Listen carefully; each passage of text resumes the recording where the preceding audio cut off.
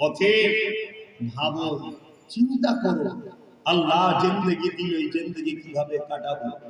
আমাদের উচিত আল্লাহর পক্ষে দাঁড়ানো, কোরআনের পক্ষে নিজেকে প্রমাণ করা, আল্লাহ আমি তোমার দিকে, কোরআনের দিকে, রাসূলের দিকে, এটা প্রমাণ করা দরকার।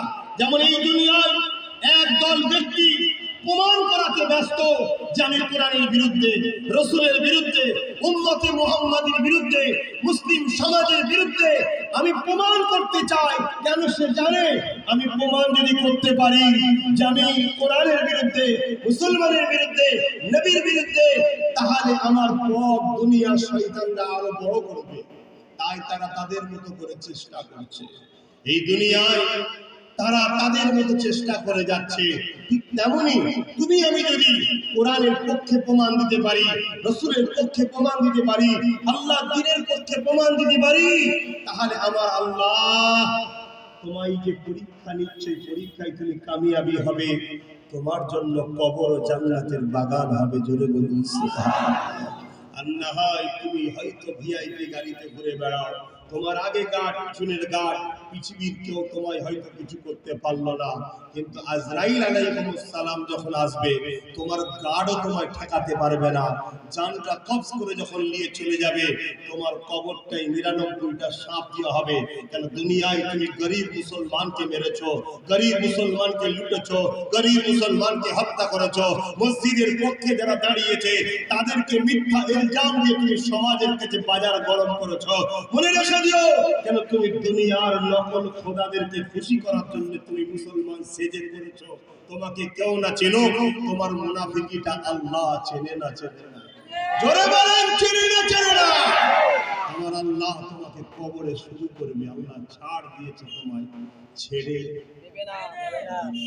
অতএব শুধরে যাও, পরিবর্তন হও। জিন্দেগিকে কোন রাস্তায় চালাচ্ছ, কাদের সঙ্গে দল করো, কাদের পিছনে ঘোরো, কাদের সঙ্গে উঠা বসা করো, কাদের সঙ্গে বন্ধুত্ব, কাদের কাছে গিয়ে বসো, কাদের ষড়যন্ত্রের শিকার, তোমাকে ভাবতে হবে। কারণ এই জিন্দেগি তোমার জন্য চিরস্থায়ী নয়। আজ পৃথিবীর যুগে কোটি কোটি ডলার টাকা খরচ করে কোরআনের ভুল করার জন্য একদল কোরআনের দুশমনরা চেষ্টা করছে না পারে। তার মধ্যে আমেরিকাও আছে, ব্রিটেনও আছে, ফ্রান্সও আছে, জর্ডানও আছে। তারা পৃথিবীর কোটি কোটি ডলার টাকা খরচ করছে। কেন?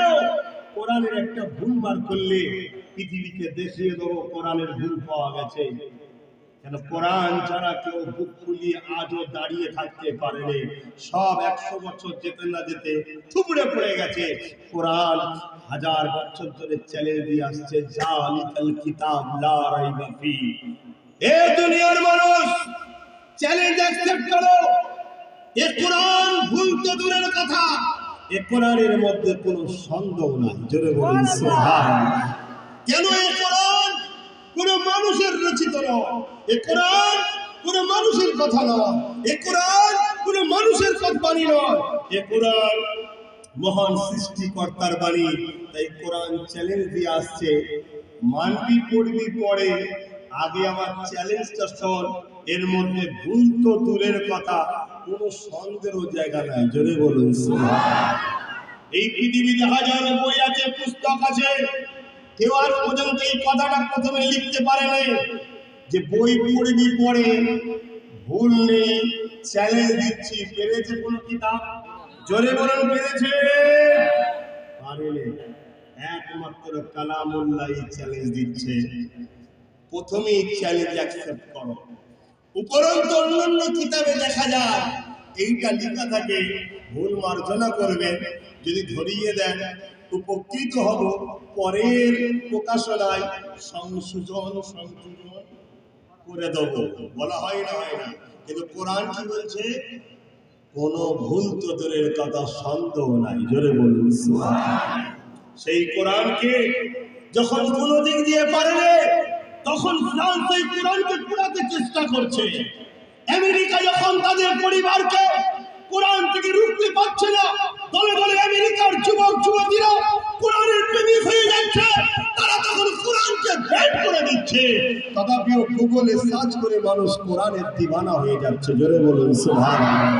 এই কোরআনকে যখন ব্রিটেন কোনোভাবে রুখতে পারছে না, তখন কোরআনের উপরে ব্রিটেন আইন তৈরি করছে, কোরআন পড়তে দেওয়া হবে না।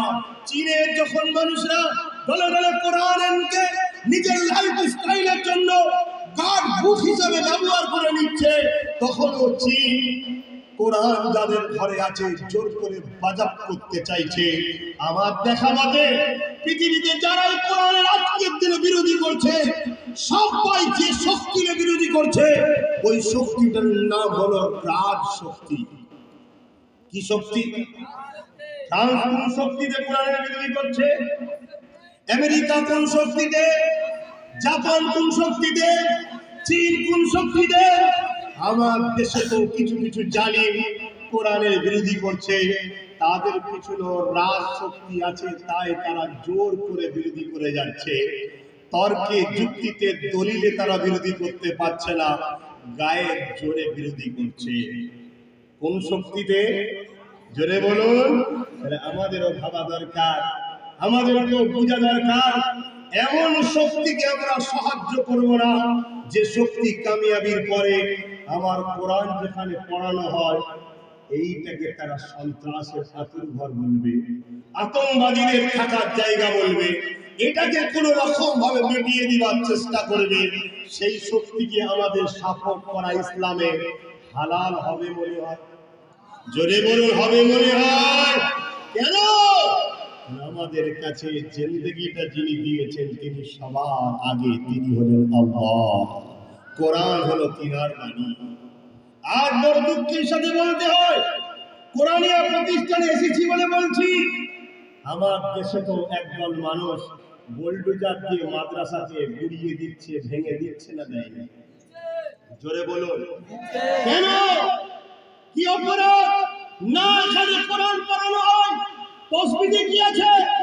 কোরআন তো ইনসাফ শিখায়, কোরআন তো দেশ প্রেম শিখায়, কোরআন তো হকুল ওতনের প্রেম শিখায়, কোরআন তো মানবতা শিখায়, কোরআন তো গরিবদের সাহায্য করা শেখায়, কোরআন তো একাল বাবাকে দাসত্ব করা শেখায়, কোরআন তো মা-বাপের সম্মান করা শেখায়, কোরআন তো বিল ওয়ালিদাইনি ইহসানা শেখায়, মা-বাপের উপরে ইহসান করো, মা-বাপের জন্য দোয়া করো, কোরআন তো গরিবদের ঘরে ভালোবাসা শেখায়, কোরআন তো মানুষকে প্রেম করা শেখায়, সে হিন্দু হোক, খ্রিস্টান হোক, নাসারা হোক, জৈন হোক, বৌদ্ধ হোক, যেই হোক, মানুষকে ভালোবাসা শেখায় কোরআন। তাহলে কোরআনের তোমরা বিরোধী করছো কেন?